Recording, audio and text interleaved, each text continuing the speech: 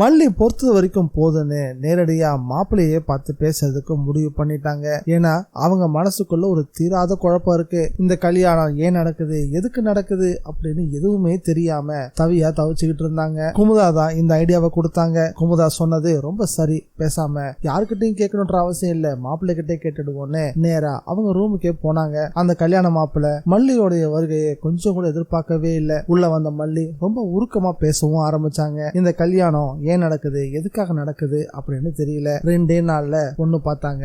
இன்னைக்கு கல்யாணம் வரைக்கும் வந்துருச்சு. நான் ஏழைதான், எனக்கு கல்யாணம்ன்றது மிகப்பெரிய கனவு தான். நான் ஏமாத்த போறேன்னு தெரிஞ்சாலும் அதை ஏத்துக்க நான் தயாரா இருக்கேன் தான். ஆனாலும் எதுக்காக இந்த அவசர கல்யாணம்னு தெரிஞ்சுக்கிறதுல எனக்கு உரிமை இருக்குல்ல, தயவு செஞ்சு சொல்லுங்க அப்படின்னு ரொம்பவும் கெஞ்சற மாதிரி பேச ஆரம்பிச்சதும் அந்த மாப்பிள்ளைக்கு உண்மையில ரொம்ப சங்கடமா போச்சு. சரி எல்லா விஷயத்தையும் சொல்லிடலாம் அப்படின்னு முயற்சி பண்ண ஆரம்பிக்கும் போதுதான் ரொம்ப இருமல் அதிகமாகி ரத்த வாந்தி அந்த எடுக்க ஆரம்பிச்சாரு. இதை கவனிச்ச மல்லிக்கு தூக்கி வாரி போட்டுடுச்சு. ஏதோ ஒரு விஷயம் சரியில்லை அப்படின்னு யோசிச்சவங்க சட்டுன்னு திரும்பி பார்க்கும் போது பாக்ஸ் நிறைய மாத்திரை இருக்கிறதையும் பார்த்தாங்க. அதுல இருந்து ஒரு மாத்திரையை அந்த மாப்பிள்ளைக்கு தெரியாம எடுத்தும் வச்சுக்கிட்டாங்க.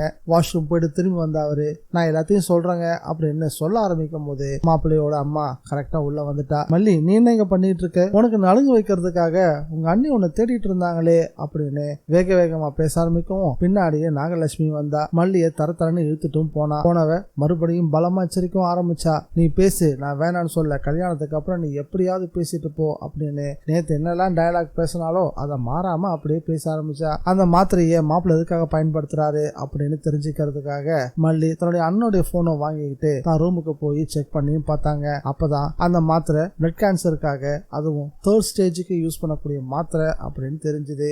அதை பார்த்ததுமே அப்படியே அதிர்ச்சியில உறைஞ்சே போயிட்டாங்க. 3வது ஸ்டேஜ்னா இன்னும் கொஞ்ச நாள் இறக்க போற ஒரு ஆளுக்கு எதுக்காக நம்மள கல்யாணம் பண்ணி வைக்கணும், அப்போ நம்முடைய வாழ்க்கையை அழிக்கிறதுக்காகவே பலமா திட்டம் போடுறாங்க அப்படின்றது மல்லிக்கு புரிய ஆரம்பிச்சது. இத அன்னிக்கிட்ட சொன்னா நிச்சயம் ஏத்துக்க மாட்டா. அவளுடைய குறி முழுக்க முழுக்க பணம் மட்டும்தானே. இத பத்தி அந்த மாப்பிள்ளை கிட்ட கேட்டுருவோம் அப்படின்னு முடிவு பண்ணினா. அதே நேரத்துல பாபு கண்ணுல ஒரு முக்கியமான விஷயம் சிக்கிச்சு. தான் கிட்ட இருந்து பணம் அடிச்சுட்டு போனவங்கள மண்டபத்துக்கு பக்கத்திலே பார்க்கவும் அது யார் என்னன்னு விசாரிக்க ஆரம்பிச்சாரு பாபு. அப்பதான் அவங்க மாப்பிள்ளை வீடாருன்னு தெரிஞ்சதும் இன்னும் 2 தூக்கி வாரி போட்டுடுச்சு. இவனுங்களை சும்மா விடக்கூடாதுன்னு அவனுங்க எங்க போறாங்களோ அதே இடத்துக்கு ஃபாலோ பண்ணிட்டு போனாரு பாபு. போன இடத்துலதான் ஒரு மிகப்பெரிய அதிர்ச்சி காத்துட்டு இருந்துச்சு. அந்த குடோனுக்குள்ள திருட்டு பசங்க தான் இருப்பாங்கன்னு பார்த்தா ஒட்டுமொத்த திருட்டு கூட்டத்துக்கும் தலைவனையே அங்க பார்க்க வேண்டியதா போச்சு. அதுவும் அந்த பள்ளி நிர்வாகி திருதான் உள்ள இருந்தான். அதை பார்த்ததும் அதிர்ச்சியான பாபு தெரியாதனமா சத்தத்தை ஏற்படுத்தவும் தன்னுடைய ஆட்களை ஏவி விட்டு பாபுவை பிடிச்சிட்டு வர சொல்லிட்டான். வந்ததோட மட்டும் இல்லாம தான் பண்ண எல்லா காரியத்தையும்